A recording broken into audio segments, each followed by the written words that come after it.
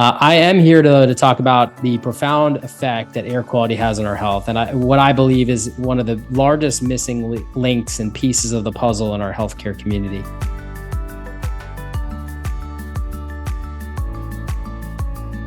Hello, everyone. My name is Kendra Seymour, and welcome to another Change the Air Summit interview. Today, we are talking with one of our co-founders of Change the Air Foundation, Michael Rubino. Michael, thank you so much for being here. Yes, well, thank you very much for taking time out of your busy day to be here with me. You as well. I get so excited when we talk because you always have these great gold nuggets of information. And so today with everyone, you're going to be talking to us about the basics of how our homes impact our health. So I want you to jump right in because I know there's so many good things you want to share, and I'm sure we'll have a couple follow-up questions. That's right. I think this whole realm can be confusing for folks, and I want to dive into the basics. I've done many technical dissertations on this, but I think really getting back to the basics is really helpful. It's because we're trying to frame the problem and make sure people understand just how widespread it is and then what to do about it. So I will share my screen and take it away. All right, let's make this big. So it's called The Basics of How Our Homes Impact Our Health. And a little bit about me. My name is Michael Rubino, founder of a company called Home Cleanse, which kind of led to this journey here. Co-founded and president of Change the Air Foundation. As you guys all know, you're part of this event here. We're trying to make clean indoor spaces accessible for all. I'm also an author, educator, and advocate, bridging the gap between indoor air quality and our health. Which, health is holistic. I think we all know that. There is a whole body here with many different parts. Mental health, physical health, all this ties in. So we want to look at things holistically. I am not a doctor, and I want to make that very clear because I had a call even earlier today where people were asking me for medical advice. That's not my role. My role is the home. So I will not be mentioning any supplements on this presentation. I apologize in advance. And please don't send me pictures of your poop. It wouldn't be on here if it hasn't happened before. I am here to talk about the profound effect that air quality has on our health, and what I believe is one of the largest missing links and pieces of the puzzle in our healthcare community. When we talk about health, we understand things that influence our health, like food, like water, like exercise, genetics, and epigenetics. But one of the big missing pieces here has been air quality, and I think it's a larger piece of this pie than we have really given attention to at all. So we'll start with some did you knows. Did you know that the average person takes 20,000 breaths each day, right? And I think that should hone into the fact that, the air quality has a profound effect on the body because we're not drinking 20,000 gallons of water. We're not eating 20,000 pounds of food, but we are taking 20,000 breaths of air, right? And so it's really important to harp in on that. The World Health Organization estimates that 9 out of 10 people do not breathe clean air. That's 90%, folks. 90% of the global population does not breathe clean air. So I really want to hit that home. The EPA suggests that the average person spends 90% of their time indoors, right? So you start putting all this together, we really understand how important it is to have these healthy indoor air environments here.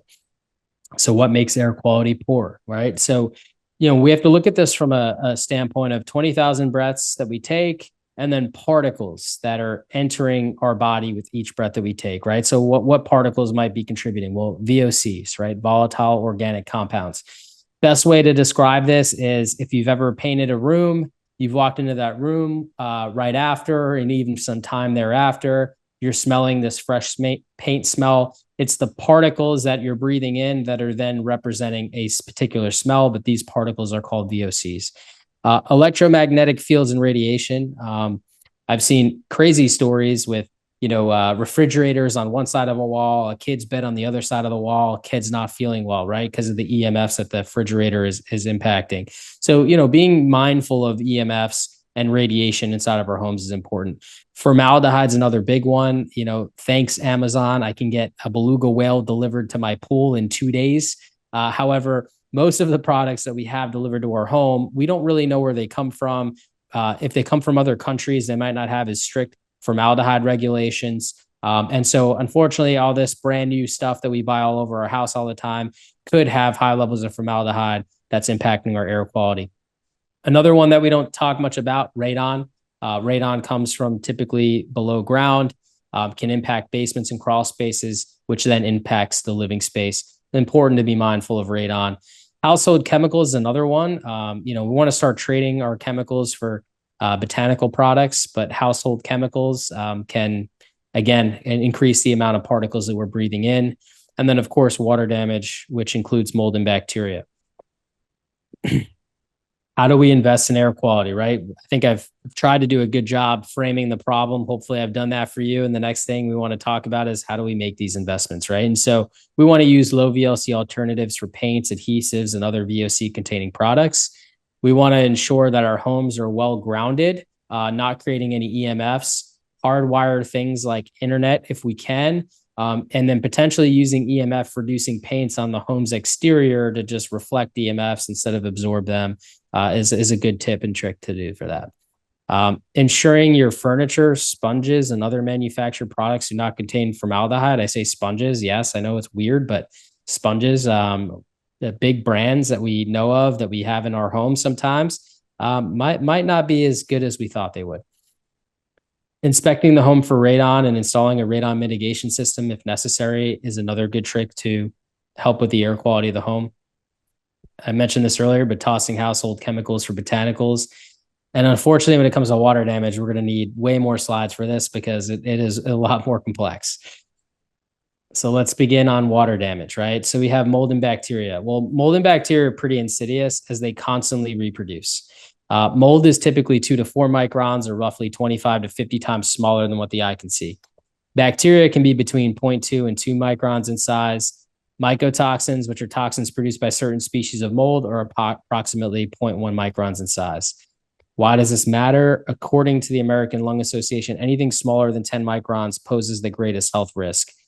And I put together a nice little slide here to get a little understanding of different particle sizes. I have a needle, right? 1230 microns, fine grain of sand here, 125 microns, mold spore 1 to 20, bacteria 2. These are all averages, right? Every particle size is going to have a range, but you're going to see the different averages of what particle sizes typically are. And again, we want to focus in on the particles that are 10 microns or less because those pose the greatest health risk.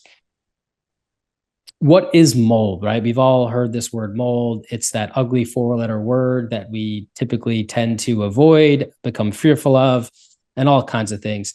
But the word mold means many things, which I think causes confusion. It's one of 3 types of fungi, right? Others being mushrooms and yeast. It's also 100,000 different species that we know of. It's also a living multicellular organism that reproduces asexually with spores.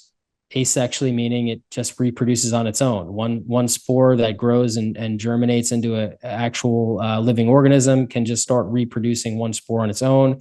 And if you know about mold, they typically colonize together. Right. So it becomes a colony of mold, similar to like a colony of ants. And finally, mold is the spore itself. Right. So here are already 4 different definitions for mold that can be very confusing when you're talking about it in conversation. Let's talk about some fun facts about mold. So there may be 100,000 different species of mold, but we can only test for about 50 of them. I think that's really interesting. Mold can grow in as quickly as 24 to 48 hours. Certain species of mold, like Aspergillus, only require 60% relative humidity or higher to grow, right? And so controlling humidity is going to be an important endeavor. Certain species like Stachybotrys or Chaetomium take typically 3 to 5 days of moisture to grow, right? So you're seeing some differences in different species and how quickly they can grow. Mildew is just a nice way of saying mold. I can do a whole different topic on that, but you just got to trust me on that. It comes from powdery mildew, Ascomycota kingdom.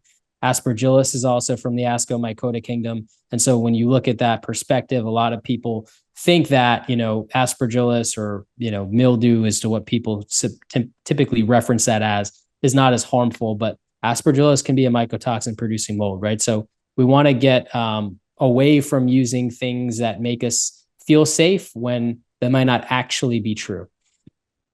Bleach does not effectively remove mold and may cause increased production of mycotoxins, right? Because mycotoxins are a self-defense mechanism that mold produces. Typically, they produce it to kill each other because you might have different species fighting for the same real estate of water damage or moisture. But when you attack molds, like you would attack a skunk, right? It's going to defend itself. To remove mold, you need to remove its roots too, and that opens up the door to all these other different conversations about fogging and things of that nature. But we want to stick to the basic datums that we need to know so that we don't get caught in solutions that aren't effective.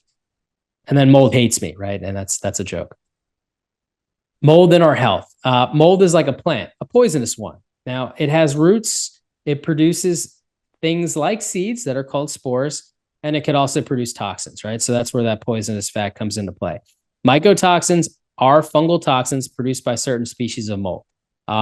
We know there's 100,000 species of mold. We know that not all of them produce mycotoxins that we know of.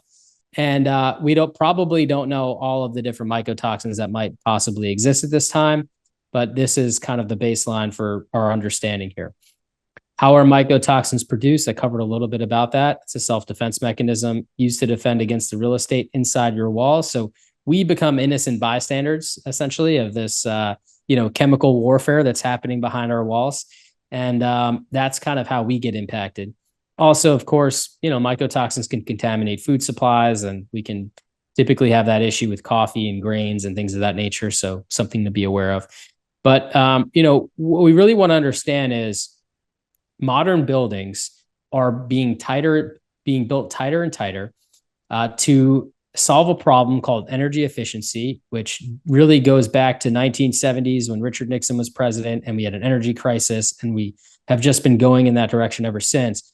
But what that equates to is we have less volume of air inside of our homes than outside, which causes an increase of particles and toxins with each breath we take inside. And so we're starting to see how this problem is getting worse and worse and not better and better. Did I mention we take 20,000 breaths per day, right? Really want to drive that point home. So then we get to bacteria, right? Because water damage in our homes, not just a mold problem, but also a bacteria problem. Human beings produce bacteria too, right? Bacteria is in the soil. We have pets. I mean, bacteria is a problem. I think we know more about, but we don't really know much about regards to our homes. And so bacteria, especially actinobacteria, which is gram-positive bacteria, that can accompany these water damage events inside of our homes. And so looking at some sources of actinobacteria, of water damage that intrudes from outside, you have PVC drains, including HVAC drain lines that could potentially leak and impact the air quality that we're breathing. It's abundant in the soil. So, if you don't take your shoes off at the front door at home, you're probably tracking stuff in. Pets also track it in.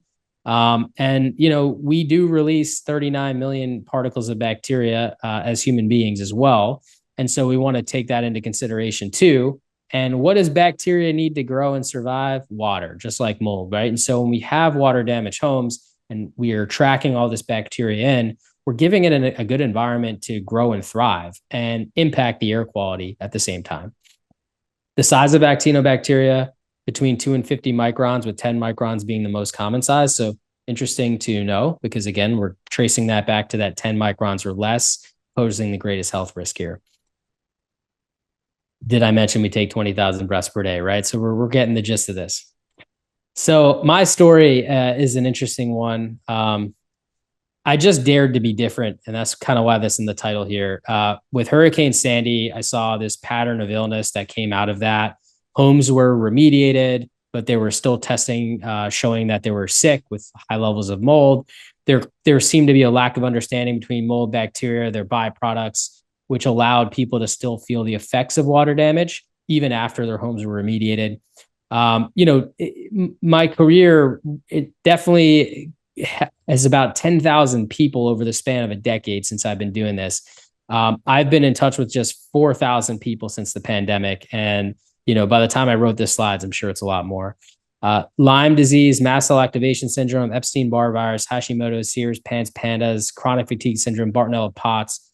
These are all illnesses that people have had that I've worked with that have had some sort of correlation between poor air quality in the home, the symptoms they're having, and the autoimmune disease that they're experiencing. So I'm not going to get into causation and all that, but what I will say is when you look at these and you see all of these people get better by improving the air quality in their home, you really start to wonder how this is all connected. And hopefully we are able to solve that problem soon.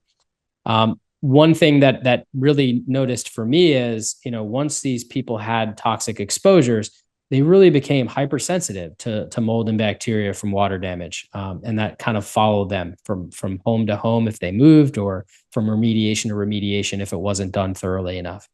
I want to dive into the common symptoms of living in water damage. Talking to so many people, it can be a wide-ranging reach. And this is important because if you're experiencing any of this, it's a really good idea to just check your environment. Brain fog, chronic fatigue, headaches, inflammation, gut issues, skin issues, respiratory issues, trouble breathing, night sweats, night terrors, insomnia, cognitive impairment, fertility issues, mental health issues, mold rage, and more. These are all things that you might have heard about. Some of these might be new to you, but it is very interesting to see just the brevity of the situation here. Like all illnesses, it's going to show up differently in everyone. You might see one person in the home affected differently than another. That is all normal. It's because we're all different. There are so many unanswered questions, all the things mold and bacteria can really do to us. But one pattern that has really been profound for me is when we find and fix these issues, people are getting relief, right? And so that's a testament to how important this is. A lot of mold is hidden, right? And I think that is always creating the most complicated factor.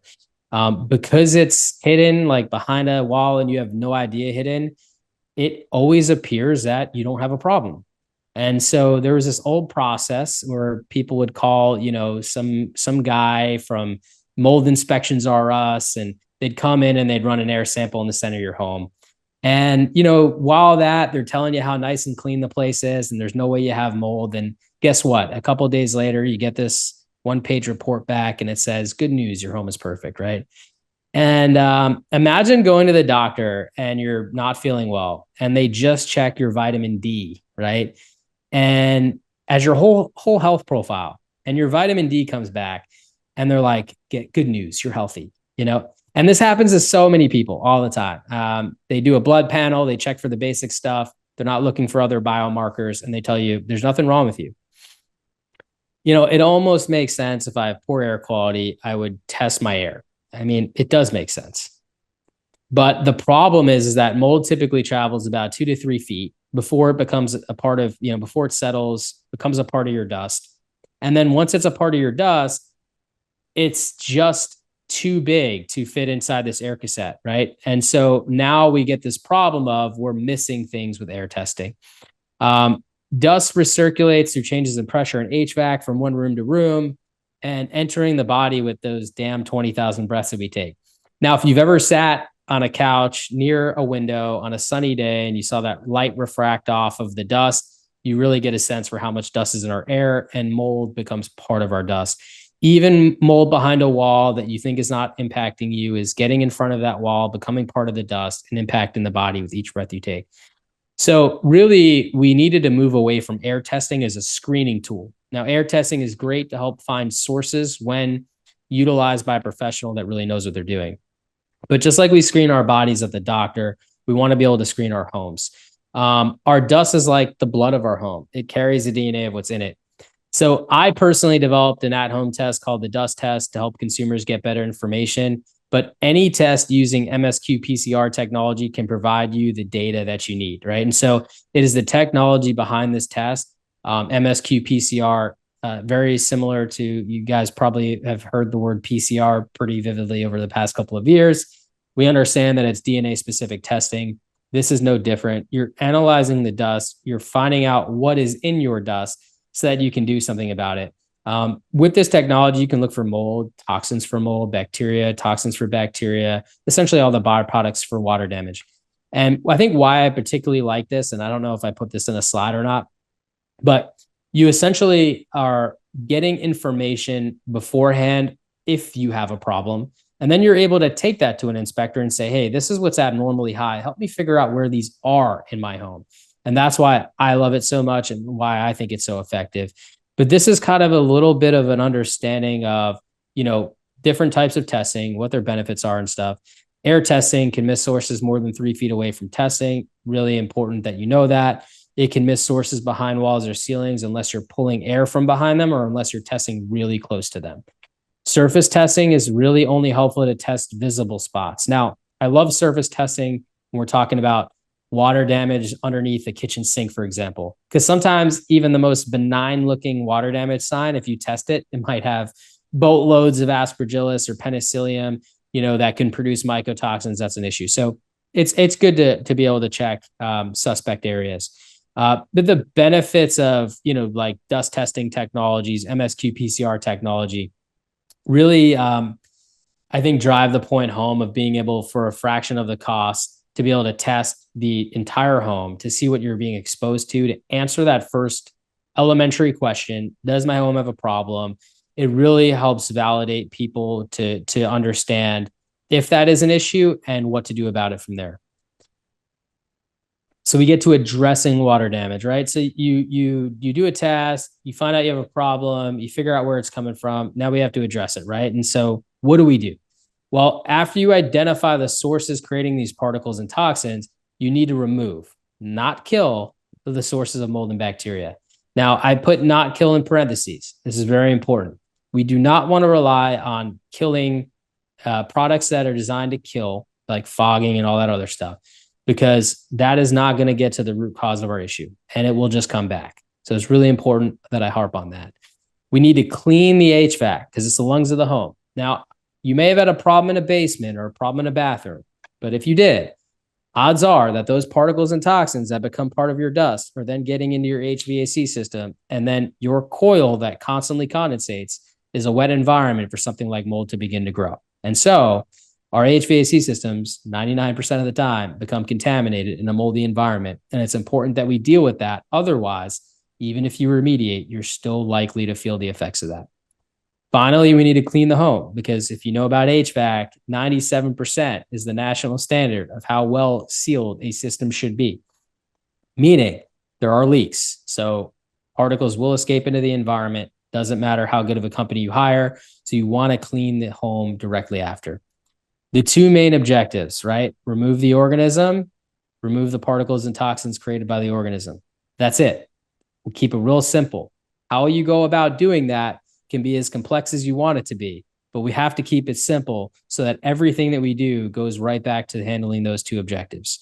Now, killing, fogging, destroying, sanitizing, disinfecting, ionizing, UVing, all marketing terms to avoid, right? It doesn't. There may be some benefits to certain things in certain applications, but we want to start getting ourselves away from being sold these marketing terms and really just get back to the fundamentals of removing the organism, removing the particles and toxins. Other dangers of murdering mold. You see how I'm framing this here, guys? Mold and bacteria from water damage events are filamentous and root into building materials, right? So what happens if we don't remove the roots of a weed? It's going to grow back. So we also have to remember that something is wrong allowing for the opportunity for mold and bacteria to grow in the first place, right? So if you're just trying to kill it, it's going to come back because there's still opportunity for it to be there. When mold or bacteria feel threatened, they produce toxins, chemical warfare, remember? And the average water damage event takes a professional 3 to 5 days to properly dry out with professional equipment. So if you've ever had a leak and you've had these companies come in and they have all these fans blowing stuff around, well, even with all of that, it still takes 3 to 5 days. And so by the end of the day, when they're done, when they bring all their equipment away, it's almost guaranteed that there's going to be mold there. Did I mention that mold grows in 24 to 48 hours? So with that being said, the best chance that you have is to always make sure that the wet building materials following the path that the water had traveled have been removed. Because if it's not wet, then it dries, and it's going to dry faster when two materials are not touching each other. At that point, we're in a much better, safer position. So here's the ugly part. This is why Change the Air Foundation exists in the first place. What does it all cost, right? Well, good air quality renovations with no gimmicks are a renovation and cost the average cost of a renovation, which, if you didn't know, has gone up about 300% post-COVID.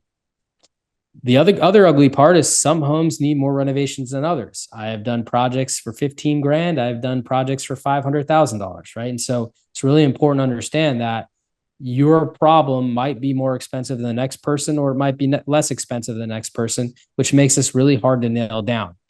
Homeowners insurance can be helpful if you have the proper coverage and if it can be tied to what is considered covered loss, but it typically doesn't cover all of your air quality concerns. So what can we do when we cannot renovate? Well, here's some budget-friendly IAQ hacks.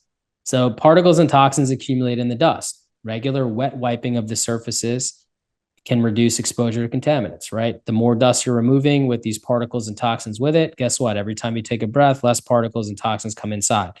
However, obviously, if there's sources, you're gonna have to stay on top of cleaning more often than not. Wet wiping and vacuuming. This is a mind blower here, guys, because, if you've read my book, if you've listened to anything I've put, HEPA vacuuming, you hear all about it. But, if we go back to the first slide where I say mold is many different things, we're now talking about wet wiping for mold, the spore or the toxin, right? So not the living organism. You definitely need to vacuum when you're dealing with the living organism because you're trying to abrasively remove roots from building materials, suck them up into the vacuum. Here we're talking about the settled spores, toxins, et cetera, right? The only reason is because when you turn on a vacuum, you're going to notice that there's an exhaust that's going to blow air around. And so you're almost chasing as you're vacuuming. You might also be dealing with this issue of exhausting the air that's pushing the air around, unfortunately, just stirring stuff back up, getting it re-aerosolized. So when you spray something down and you wet wipe, you're suppressing it from getting back into the air, which is a lot faster of just getting these particles and toxins out when you're at this particular stage. Air purification. It removes dust and contaminants as they become aerosolized, which also helps reduce the frequency of cleaning. So there's definitely some efficacy there. Whole bunch of marketing terms in that world to look out for. The best advice I can give is remove the smallest particle possible at the highest efficiency possible.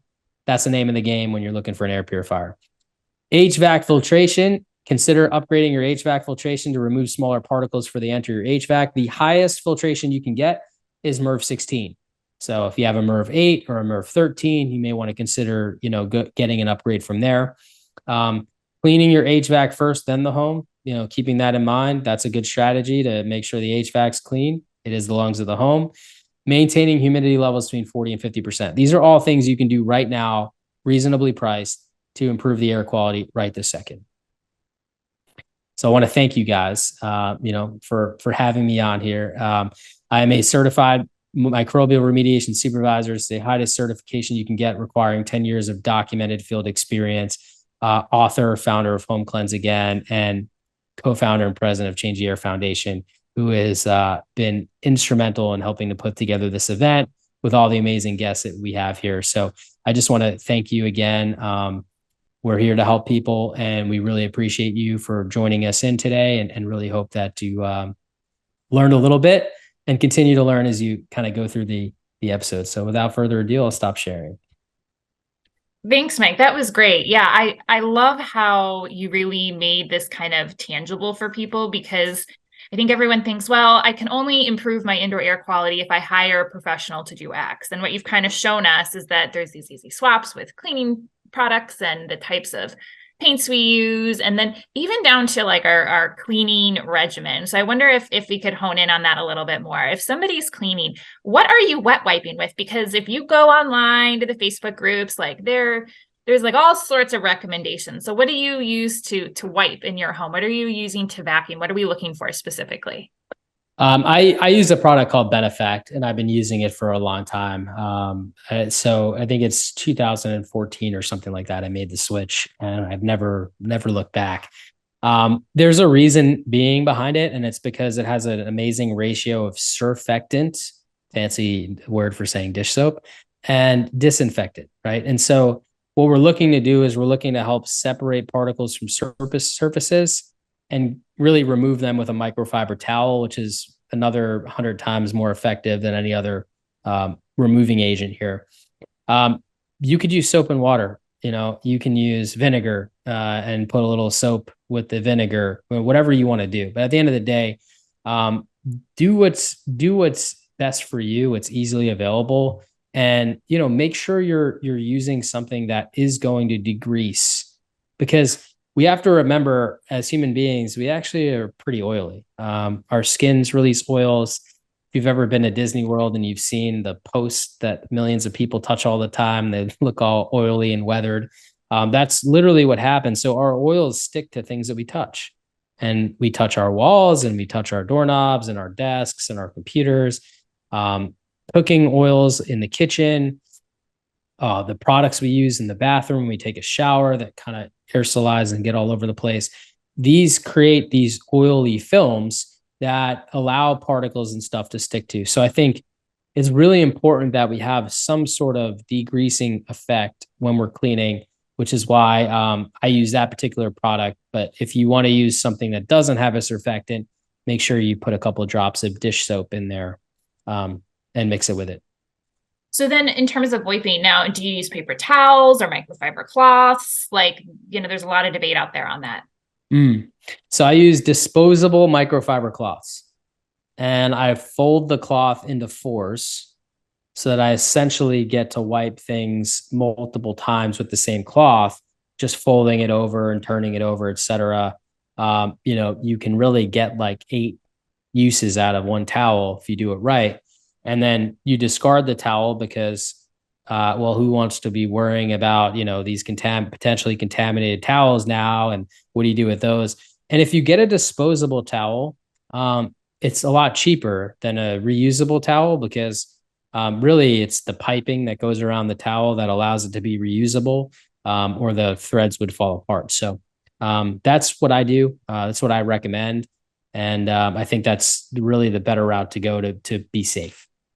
Yeah, I like that you mentioned that need to not use the same cloth everywhere. I've always wondered, people have like cleaning services and there's like one cloth they use to clean the entire house, and it just makes me wonder, wow, are they just smearing stuff around at a certain point? It's no longer collecting what you're trying to collect. Well, shout out to my mom, who actually I think was instrumental in teaching me, I think, everything I know on the cleaning side. So I grew up in this household where I was asked to do chores, right? And a lot of the times I had to do chores, it was cleaning, mostly cleaning up after myself, but cleaning, upstairs or my room or whatever it was, right? And the voice in the back of my mind every time I was cleaning was, did you change the water bucket several times?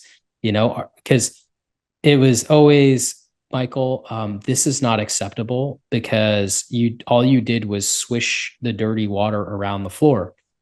And when you realize that, like, I was, this bucket of water got very dirty after I cleaned it, and then I would have to change it 3 or 4 times, and it always amazed me how much freaking dirt there still was after changing this bucket 3 or 4 times.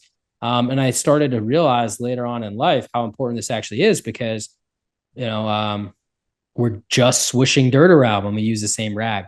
When I clean a home, I mean, going through hundreds and hundreds of racks is pretty standard, especially when you're getting down to this level and you're worried about this overload of potential particles and toxins, and you're cleaning every square inch of the home, right? And I think that it should speak volume to people that you want to use a good amount of racks. You do. And if my rule of thumb is, if I wipe a surface and I see residue on the rag, like a streak of dirt or something, I'm turning the rag over and cleaning again. And when I know it's clean is when I clean something and I look at the rag and there's nothing on it. Then I know it's clean. Then I can move on to the next thing. And it depends on the state of the home, right? Typically, when I'm cleaning a home, like, it's like after this major renovation construction or something, right? And so, yeah, you're going to have a lot more dust. You're going to go through a lot more rags, but it just depends on which stage you're in. And, the rule of thumb is, if it's not clean, then it really isn't clean. Yeah, no, your mother is a smart woman ahead of her time. So we should all give her our thanks. A last one. So you talked a little bit about vacuums, and I know you probably don't want to get into too much detail, but can you speak to us about what somebody might be looking for when purchasing a vacuum? Because some are better than others, and what you don't want to be doing is basically recirculating everything into the environment. Are there any tips that you have when it comes to if someone was looking to buy a new vacuum?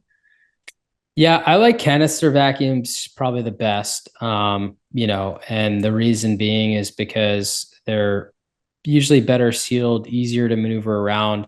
They usually have like vacuum bags that create like almost like an extra layer of filtration. And then typically the way they exhaust is just much more efficient and much less likely to, recontaminate as you're cleaning. And they make these HEPA, it's got to be a HEPA certified vacuum. So the HEPA thing's confusing because I can go and buy like a Home Depot vacuum for like $30 and it's not HEPA. But then I can buy, the $40 HEPA filter for that vacuum and make it HEPA, but it's not actually HEPA, right? Because HEPA means two different things. It means the filter is efficient, but it also means that the system is well sealed and doesn't leak. And those wet shop vacs that you get at hardware stores, those are not well sealed, right? And they allow dust and debris to escape back into the environment. So even with a HEPA filter, it is not actually HEPA. So we have to clear that part up.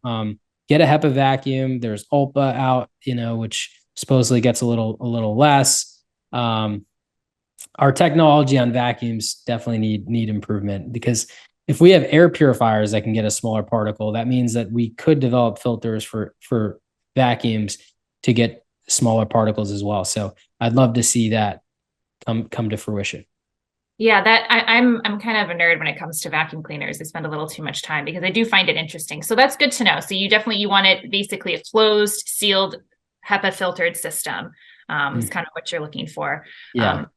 Okay, great. Well, thank you so much. Do you have any final thoughts for us before we sign off?